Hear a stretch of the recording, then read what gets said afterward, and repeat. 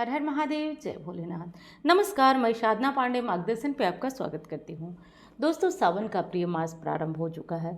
सदाशिव महादेव की पूजा का बहुत ही प्रिय मास है। इस मास में यदि हम थोड़ी सी पूजा आराधना कर दें तो महादेव की विशेष कृपा प्राप्त होने लगती है। तो ऐसे में श्रावण मास एक तो बहुत ही उत्तम मास है और उस पर भी सोमवार का दिन पड़ जाए और सोमवार का व्रत धारण किया जाए तो व्यक्ति के जीवन धन्य हो जाता है।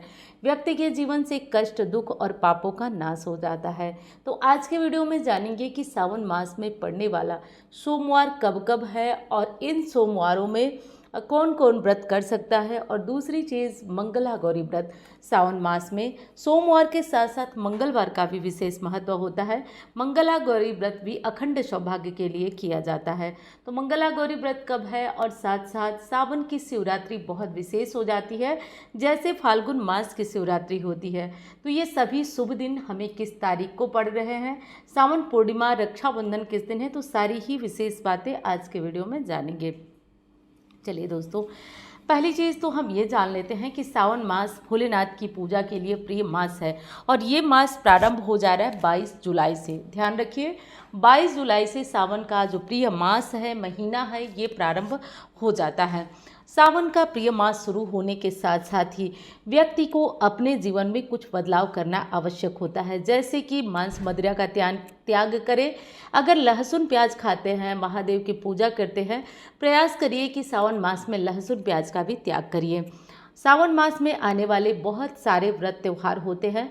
मन में ये खुशी होती है कि सावन मास से ही हम किसी नए व्रत का प्रारंभ करें, जैसे कि साप्ताहिक व्रत हो गए, मासिक व्रत हो गए।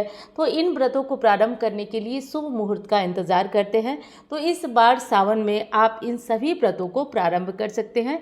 ये व्रत आपके लिए शुभ फलदायक होंगे, क्योंकि कार्तिक, सावन, ये सब जो मास होते हैं किसी भी व्रत को प्रारंभ करने के लिए उत्तम होते हैं।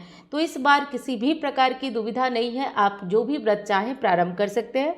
सावन शिवरात्रि, सावन सोमवार, मंगला गौरी व्रत या फिर सावन मास में गुरुवार या कोई भी अन्य व्रत करना चाहते हैं, बिल्कुल करिए। पहली बार करना चाहते हैं तो किसी भी तरह की कोई दुविधा नहीं है, आप इस व्रत को प्रारंभ कर सकते हैं। सावन सोमवार, 16 सोमवार सभी व्रत प्रारंभ किए जा सकते हैं।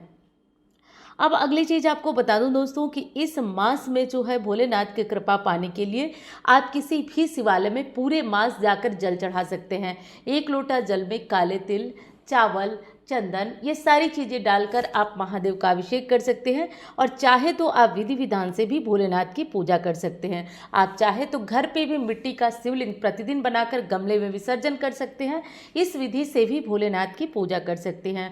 सावन मास की शिवरात्रि, जैसे फाल्गुन शिवरात्रि बहुत विशेष होती है, वैसे इस महीने की शिवरात्रि विशेष होती है। यदि पूरे मास की शिवरात्रि न की जाए तो केवल फाल्गुन और सावन की शिवरात्रि कर लेने से भी व्यक्ति को बहुत अधिक पुण्य फलों की प्राप्ति होती है। सावन शिवरात्रि जो है वो इस साल 2 अगस्त को मनाई जाएगी। तो डेट नोट कर लीजिए, आप चाहे तो स्क्रीनशॉट भी लेकर रख सकते हैं।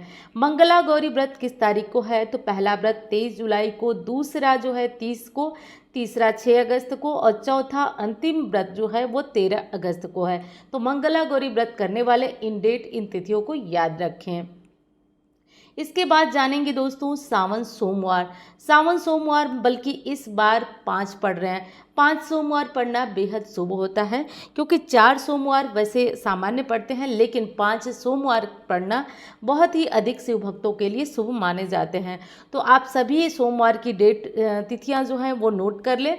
जैसे पहला जो है वो 22 जुलाई को, दूसरा 29 जुलाई को, तीसरा 5 अगस्त को, चौथा 12 अगस्त को और पाँचवा जो है 19 अगस्त, जो कि सावन का अंतिम दिन है। यानी कि पहला जो है, पहले सोमवार से सावन प्रारंभ हो रहा है और अंतिम सोमवार को सावन समाप्त हो रहा है।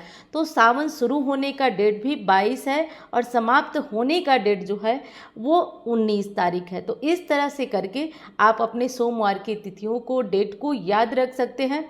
अब अगली चीज़ है कि जो लोग प्रदोष का व्रत प्रारंभ कर सकते हैं, उनके मन में बहुत सारी दुविधा आएगी, व्रत प्रारंभ करें या नहीं। तो देखिए, मैंने मोटे शब्दों में कहा कि किसी भी तरह की कोई दिक्कत नहीं है।